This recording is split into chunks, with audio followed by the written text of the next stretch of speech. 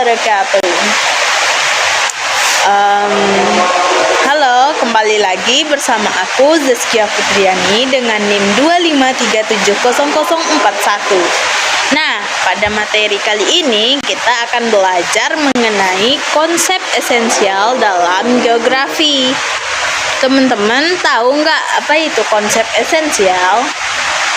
Nah, konsep esensial merupakan pola abstrak yang berhubungan dengan gejala-gejala konkret yang ada dalam geografi, yang bertujuan untuk menggambarkan gejala atau fenomena yang terjadi dalam geografi. Nah, konsep esensial dalam geografi ini terbagi menjadi 10 macam. Jadi 10 ya. Ya, mari kita akan pelajari satu-satu. Yang pertama adalah konsep lokasi. Konsep lokasi atau sering juga disebut dengan konsep letak merupakan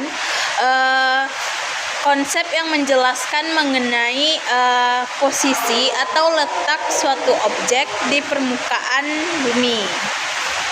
Nah, konsep lokasi ini terbagi menjadi dua macam atau dikelompokkan menjadi dua, yaitu yang pertama adalah lokasi absolut.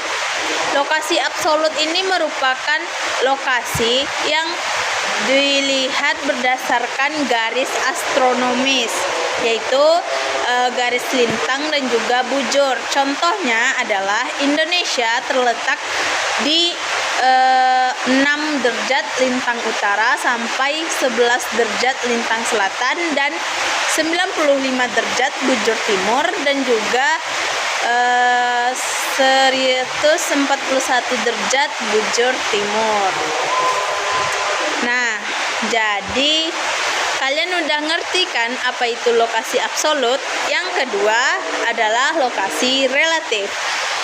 Lokasi relatif ini adalah lokasi yang dilihat dari daerah lain di sekitar daerah yang satunya. Nah, contohnya adalah Indonesia terletak di antara dua benua, yaitu benua Australia dan juga benua Asia. Dan juga Indonesia terletak di antara dua samudra, yaitu Samudra Pasifik dan juga Samudra Hindia. Yang kedua adalah jarak. Nah, dalam konsep jarak ini, jarak merupakan ruang yang menghubungkan antara dua lokasi atau objek. Nah, jarak ini juga dikelompokkan menjadi dua macam, sama seperti lokasi. Yang pertama ada jarak absolut. Jarak absolut ini merupakan jarak dua tempat yang dapat diukur dengan garis lurus di udara.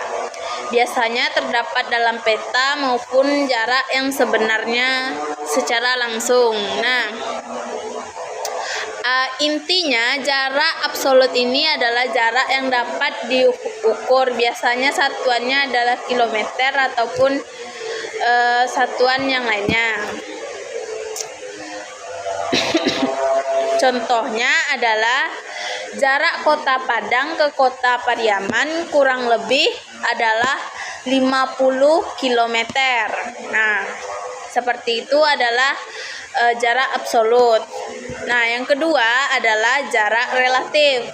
Nah, jarak relatif ini merupakan jarak yang umumnya berkaitan dengan waktu tempuh atau waktu perjalanannya. Contohnya adalah jarak antara kota Padang dan juga kota Pariaman kurang lebih ditempuh dalam waktu 1 jam. Yang ketiga adalah konsep keterjangkauan. Konsep ini mengacu pada tingkat kemudahan mencapai suatu objek yang biasanya dipengaruhi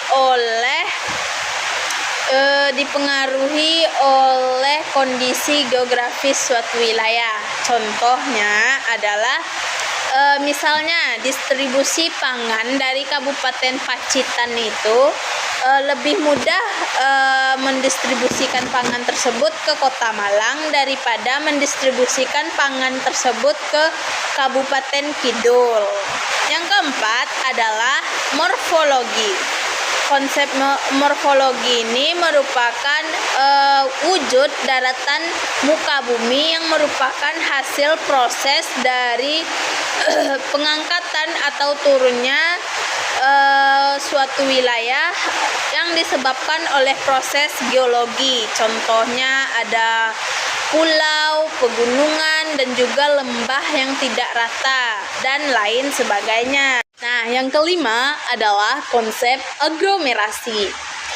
Nah, konsep aglomerasi ini merupakan kecenderungan persebaran yang mengelompokkan suatu wilayah tersebut. Contohnya adalah pemukiman penduduk kota Jakarta yang mengelompok menyebabkan munculnya adanya kawasan elit dan juga kawasan kumuh. Yang keenam adalah konsep nilai kegunaan. Nah, konsep ini menjelaskan bagaimana keunggulan suatu wilayah tersebut dan juga dapat memiliki suatu kegunaan. Nah, contohnya misalnya adalah gunung. Gunung bagi petani bisa untuk berkebun teh, tapi bagi wisatawan gunung bisa menjadi salah satu tempat untuk mendaki. Nah, yang ketujuh adalah konsep interaksi dan interdependensi.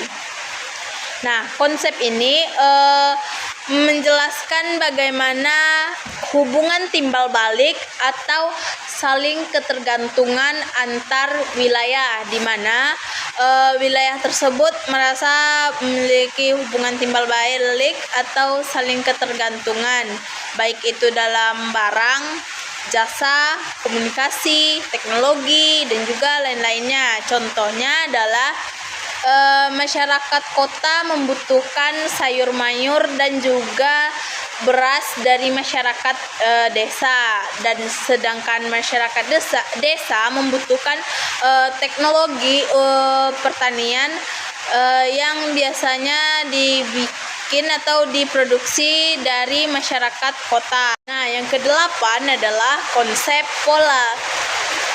Konsep pola ini mengacu pada susunan atau penyebaran fenomena pada ruang muka bumi sebagai bentuk interaksi manusia dengan alam, interaksi alam dengan alam, dan juga interaksi sosial budaya.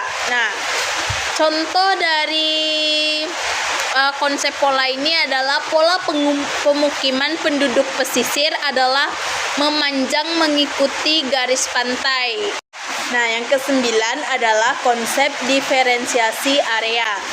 Nah, konsep diferensiasi area ini menggambarkan suatu keunikan atau karakteristik dari wilayah yang satu dengan wilayah yang lainnya.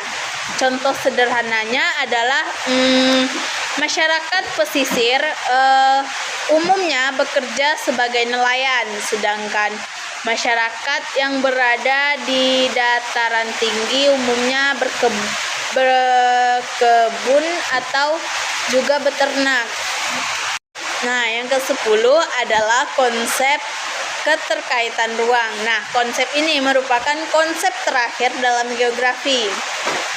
Konsep ini menunjukkan tingkat hubungan antar wilayah. Contohnya adalah misalnya nih, daerah hilir terdampak banjir dikarenakan adanya pembangunan di daerah hulu. Nah, jadi itu tadi materi mengenai konsep esensial dalam geografi. Jadi kalian udah mengerti atau belum? Oke, sampai ketemu di video selanjutnya.